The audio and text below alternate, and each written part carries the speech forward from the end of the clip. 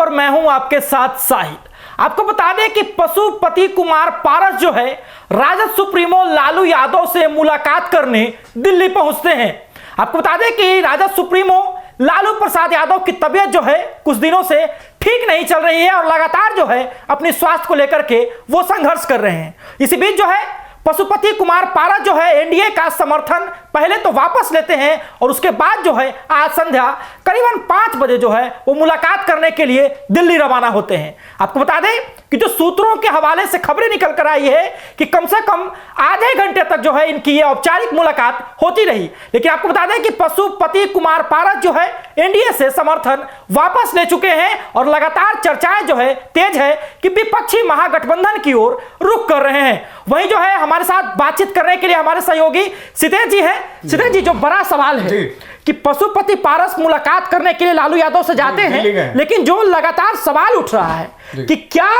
Seat sharing जो महागठबंधन में जिसका मामला फंसा हुआ है, अब पारस जी जो है उधर रुख कर रहे हैं तो थोड़ा मामला पेचीदा होगा। पारस जी को अपनाएगी विपक्षी महागठबंधन। देखिए, सबसे बड़ी बात साहिल जी, आपने जिस तरीके से कहा कि पशुपति पारस अभी जो है राजद सुप्रीमो लालू यादव से मुलाकात करते हैं और ये मुलाकात तकरीबन जो है आधे घंटे तक की होती है, यानी स्वास्थ्य के साथ साथ ये सीट शेयरिंग को भी लेकर जो है मामला हो सकता है, क्योंकि लगातार जो है महागठबंधन में सीट शेयरिंग को लेकर बैठकें चल रही हैं। तेजस्वी यादव के साथ भी अभी आपने देखा कि कांग्रेस में बैठक हुई थी और ये जो लगातार बैठक हो रही है, और अभी सबसे बड़ी बात है कि इन्होंने एनडीए से नाता तोड़ा है, तो अगर विपक्षी दलों से अगर इनकी मुलाकात होती है, उसमें भी सबसे बड़े नेता यानी राजद सुप्रीमो लालू यादव से होती है, तो ये बात अपने आप में ही खास होती है, क्योंकि चुनावी साल है और अगर बार बार पशुपति पारस अगर लालू यादव से, तेजस्वी यादव से और महागठबंधन के तमाम बड़े नेताओं से अगर मुलाकात कर रहे हैं,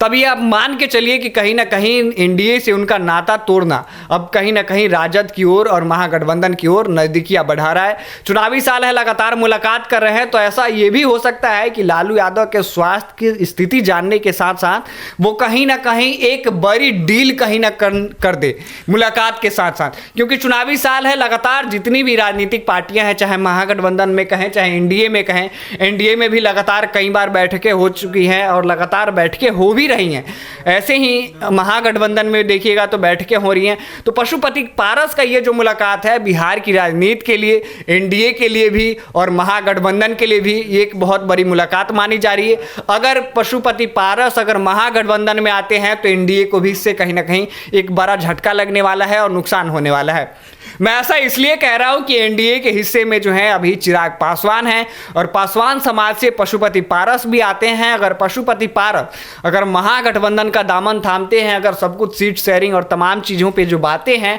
वो फाइनल हो जाती हैं, तो कहीं ना कहीं चिराग पासवान के तमाम जगहों से जो है पशुपति पारस कहीं ना कहीं उनको रोकने की कोशिश करेंगे। इसमें से बड़ा सवाल उठता है। आपको बता दें कि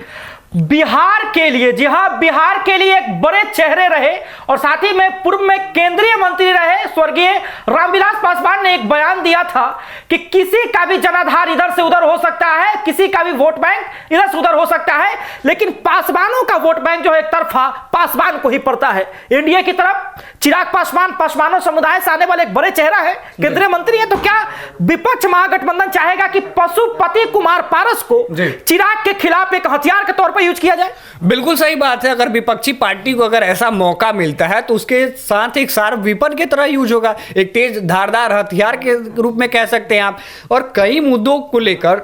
जो पासवान समाज है कहीं ना कहीं चिराग पासवान से खफा है। मैं ऐसा इसलिए कह रहा हूं कि चौकीदार के ही आप अगर मुद्दे को उठाकर देखिएगा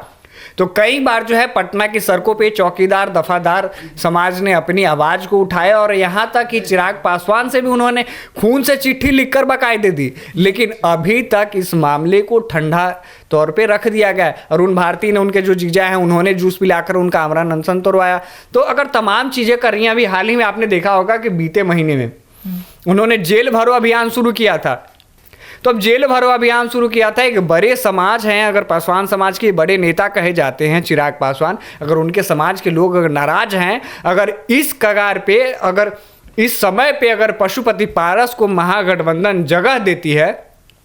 तो कहीं ना कहीं जो है पासवान समाज का एक बड़ा तबका जो है वोट बैंक में तब्दील हो सकता है। सीधे से बड़ी बात है कि देखिए पहले से ही जो है इंडिया महागठबंधन में राजद, कांग्रेस जैसी बड़ी पार्टियां हैं। आपको बता दें कि सीपीआई माले के साथ लेफ्ट और मुकेश सहनी की पार्टी, वीआईपी और भी लोग हैं। तो पहले से ही जो है सीटों के लिए कसमकस और छीना झपटी विपक्षी महागठबंधन में मचा हुआ है। क्या पशुपति कुमार पारस के आने से जो है यह समीकरण कुछ और पेचीदा हो जाएगा? देखिए समीकरण पेचीदा हो सकता है, मैं ये बात बिल्कुल कहूंगा, लेकिन समीकरण पेचीदा होने के साथ साथ अगर पशुपति पारस अगर महागठबंधन के हिस्सा बनते हैं तो महागठबंधन के लिए एक बहुत ही ज्यादा फायदे भी हो सकते हैं। मैं इसलिए कह रहा हूं कि चिराग पासवान और पासवान समाज का वोट बैंक अगर तकरीबन देखा जाए तो 5 से 6% है। अगर 6% किसी पार्टी में अगर चला जाता है या फिर 4% भी जाता है, क्योंकि चिराग पासवान मान के चलिए अगर पासवान समाज से वो भी हैं, पासवान समाज कुछ परसेंट वोट तो काट ही देंगे, तो कुछ प्रतिशत वोट को जो है चिराग पासवान लेंगे और कुछ प्रतिशत जो वोट को है पशुपति पारस लेंगे। लेकिन पशुपति पारस के पास एक ऑप्शन ये है कि पशुपति पारस जो है ये कह सकते हैं कि हमें अगर हमारी सत्ता में आएगी तो चौकीदार के मुद्दे हों या फिर पासवान समाज के मुद्दे हों, उन तमाम मुद्दों को इनके पास ऑप्शन है, ये विकल्प के रूप में रख सकते हैं और कह सकते हैं कि हम इस मुद्दों को सॉल्व कर सकते हैं। तो इसलिए पशुपति पारस के पास ज्यादा मतलब संभावना है कि पशुपति पारस ज्यादा अपने पासवान समाज के वोट बैंक को एकत्रित कर पाए।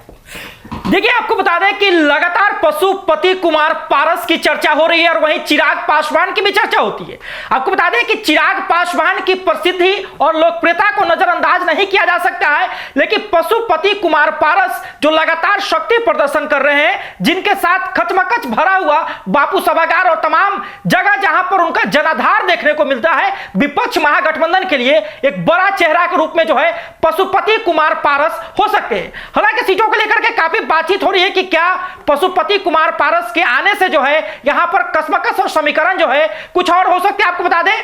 विपक्षी महागठबंधन में सबसे बड़े चेहरे और सबसे बड़े नेता को अगर माना जाए तो राजद सुप्रीमो लालू प्रसाद यादव से मुलाकात करना कहीं ना कहीं इस बात की ओर इशारा करता है कि विपक्षी महागठबंधन में एक और बड़ा चेहरा जो है शामिल होने वाला है और बहुत सारी चीजें जो है बदल जाएगी। हालांकि आप क्या समझते हैं, अपनी प्रतिक्रिया हमें कमेंट बॉक्स में जरूर दें। फिलहाल के धन्यवाद। आप एक न्यूज़ 24 देख रहे थे।